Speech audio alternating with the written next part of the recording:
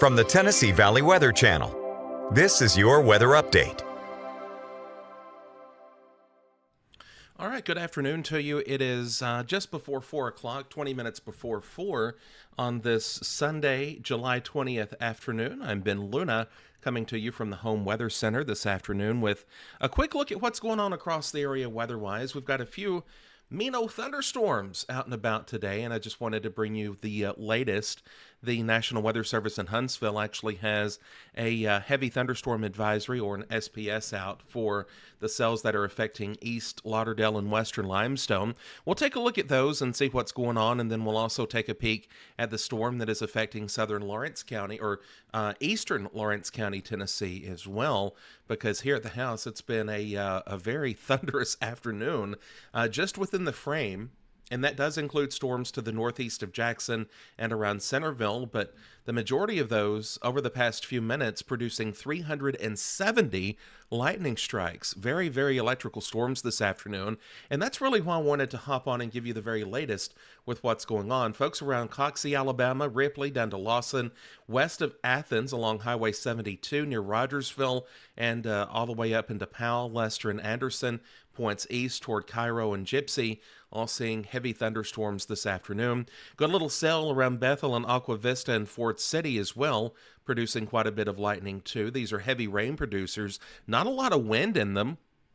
Here's a look at storm relative velocity.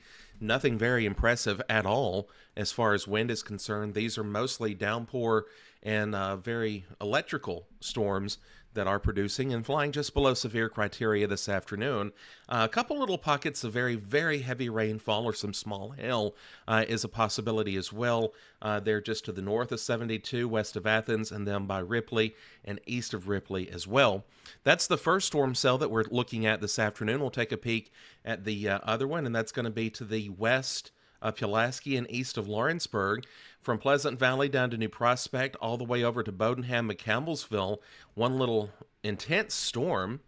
That thing's producing a lot of lightning. We've had a lot of I cannot talk today. Not good in my profession. We've had several cloud-to-ground lightning strikes. There, got it out. Reported in and around the New Prospect area, and several up toward Etheridge as well, and then in Lawrenceburg too.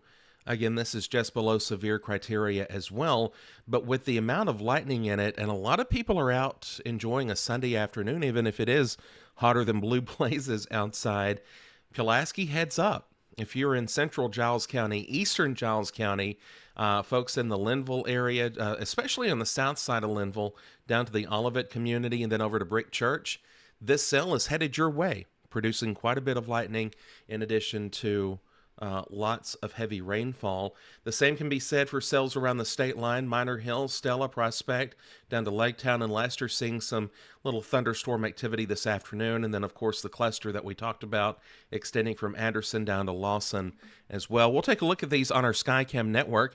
The Arctic Air Skycam network providing us a view of the storms this afternoon. We'll head down to downtown Minor Hill, and we'll start there. This is the Minor Hill camera as we look south along Minor Hill Highway into the heart of one of the storms.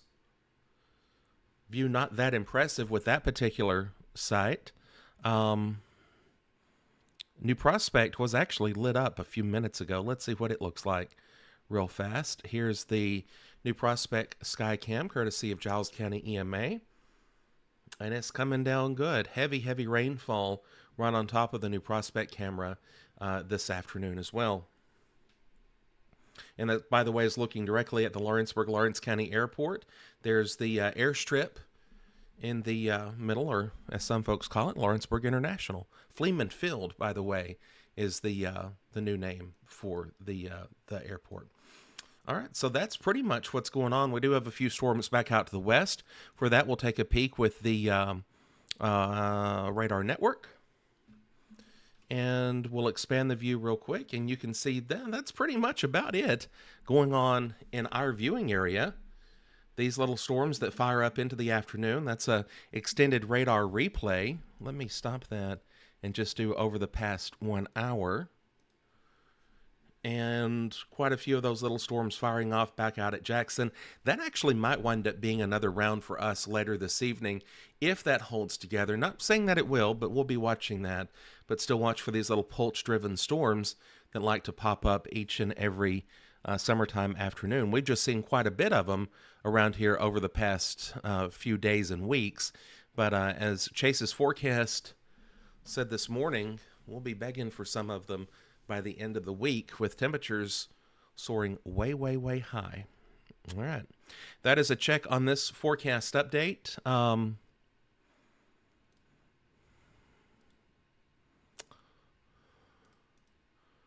Do a quick check there.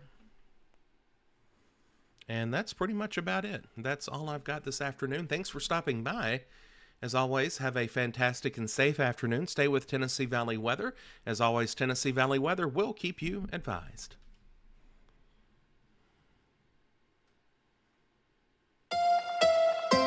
You're watching the Tennessee Valley Weather Channel.